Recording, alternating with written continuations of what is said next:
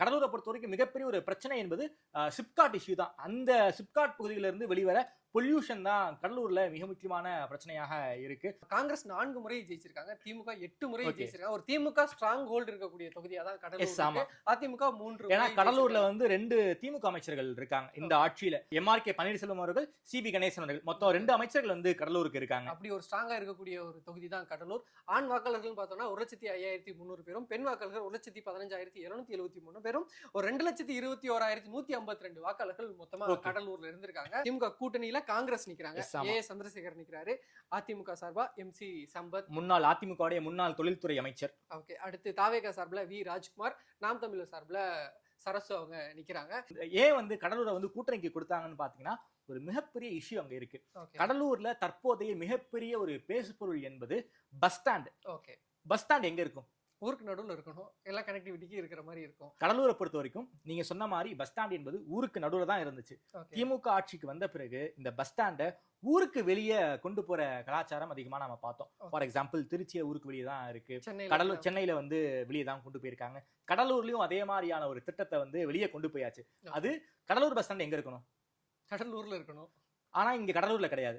பக்கத்து ஊரான குறிஞ்சிப்பாடி, கிட்டத்தட்ட குறிஞ்சிப்பாடி பக்கத்துல வந்து கொண்டு போயிட்டாங்க. இந்த டிராபிக் இந்த விஷயங்கள்னு சொல்லியிருந்தாலும் ஆனா அது மக்களுக்கு மிகப்பெரிய அளவுல கனெக்ட் ஆகிற விஷயம். கடலூர் பஸ் ஸ்டாண்ட் கடலூர்ல இல்லாம குறிஞ்சிப்பாடி பக்கத்துல இருந்தா கடலூருக்கும் குறிஞ்சிப்பாடிக்கும் கிட்டத்தட்ட ஒரு 10 கிலோமீட்டர் டிஃபரன்ஸ் இருக்கும். அந்த கனெக்டிவிட்டி பெரிய அளவுல இல்ல. கடலூருடைய மிக முக்கியமான இஷ்யூவாக மாறி இருப்பது கடலூர் பஸ் ஸ்டாண்ட் தான். அந்த சிப்காட் இஷ்யூ எல்லாம் தாண்டி கடலூர்ல வந்து மிகப்பெரிய இஷ்யூவாக மாறி இருப்பது அந்த பஸ் ஸ்டாண்ட் தான். எம்சி சம்பத் சொல்லியிருக்காரு, நான் வந்து மீண்டும் ஜெயித்தால், அதிமுக மீண்டும் ஆட்சிக்கு வந்தால் நான் கடலூர் பஸ் ஸ்டாண்டை மீட்டு நான் கடலூருக்கே கொண்டு வருவேன், இதுதான் என்னுடைய முதல் சபதம்னு எல்லா இடங்களையும் சொல்லியிருக்காரு. அதனாலதான் வந்து திமுக அந்த இடத்துல போட்டி போடாம காங்கிரஸ்க்கு கொடுத்திருக்காங்க. இந்த இஷ்யூ வந்து அப்படிதான் இருக்கா, நம்மளோட கருத்து கணிப்பும் அதை தான் எதிரொலிக்குதா அப்படின்னு சொல்லி பார்த்தோம்னா நீங்க சொன்ன மாதிரி தான்.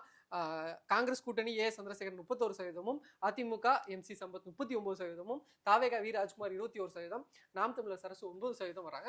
ஒரு கிட்டத்தட்ட ஒரு 8% ஒரு நல்ல ஒரு மிகப்பெரிய மார்ஜின் தான். டிஎம்கே ஸ்ட்ராங் ஹோல்ட் இருக்கக்கூடிய ஒரு தொகுதியில அதிமுக மேல ஏறி வருதுன்றதா நம்மளோட கருத்து கணிப்பு சொல்லுது. நீங்க சொல்லக்கூடிய அந்த பிரச்சனைகள்லாம் மக்கள் பஸ் ஸ்டாண்ட் தான் அங்க வந்து மிகப்பெரிய வந்து ஒரு பிரச்சனையா மாறி அதன் காரணமாக எம்சி சம்பத் அவர்கள் மக்கள் மத்தியில கொடுத்த வாக்குறுதியின் காரணமாக 39% எடுத்து அவர் வெற்றி பெறுகிறார் என்பதை நம்முடைய ஆதன் கருத்து கணிப்பு தெல்ல தெளிவாக உணர்த்துகிறது. 39% வாங்கி கடலூரில் மீண்டும் வெல்வார் எம்சி சம்பத் அவர்கள் அப்படிங்கிற விஷயத்தை தான் வந்து நம்முடைய கருத்து கணிப்பு சொல்லியிருக்கு. சந்தோஷ்.